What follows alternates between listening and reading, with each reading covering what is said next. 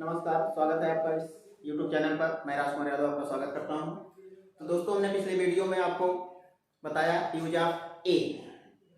देखिए, आर्टिकल के बारे में बताया था पिछले वीडियो में। आर्टिकल तीन होते हैं, ए, एन और द। अब इन तीनों को दो भागों में बांटा गया था, हमने बताया था। एक डिफिनिट आर्टिकल और एक इनडिफिनिट आर्टिकल। डिफिनिट आर्टिकल में द आता है और इनडिफिनिट आर्टिकल में ए और एन आता है। तो दोस्तों, आज हम सीखेंगे यूज ऑफ एन। एन का प्रयोग कहाँ होता है? तो देखिए, एन का प्रयोग उस शब्द के पहले होता है जिसका उच्चारण हिंदी के वावेल से हो तथा वह सिंगुलर और काउंटेबल हो। जो भी शब्द हो सिंगुलर और काउंटेबल हो और उसका उच्चारण किससे हो? हिंदी के वावेल से हो। तो चलिए एग्जाम्पल समझते हैं, देखते हैं।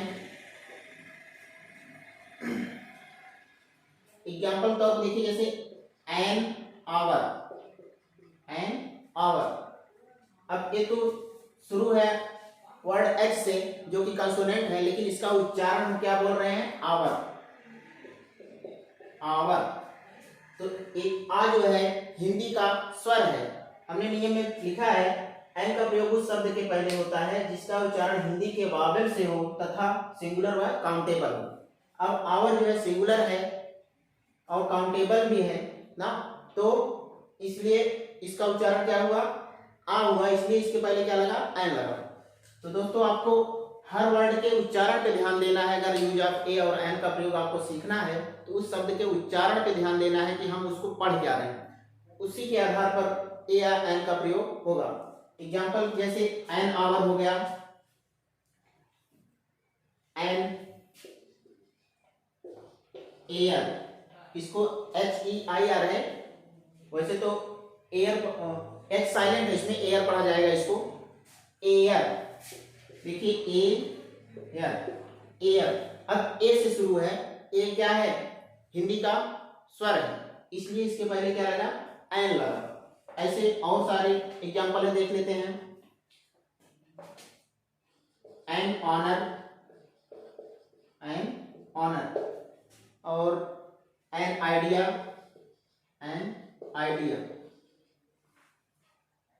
N old, an old. और जैसे आपका हो गया एन अम्ब्रेला, अम्ब्रेला। कुछ शॉर्ट नामों के भी पहले एन का प्रयोग होता है, जैसे देखिए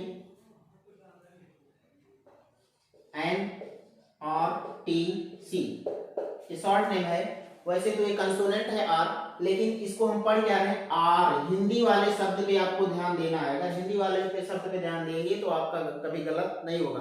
तो ए आर पढ़ रहे हैं इसको, तो ए हिंदी का क्या है? स्वर है, तो इसलिए इसके पहले क्या लगेगा? एन लगेगा, एन आर टी सी।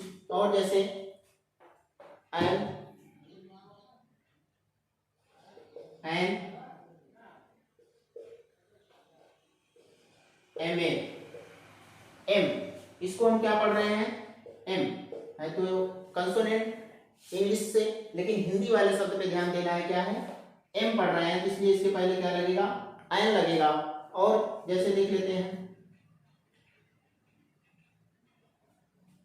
और एग्जाम्पल देख लेते हैं, जैसे एन एस,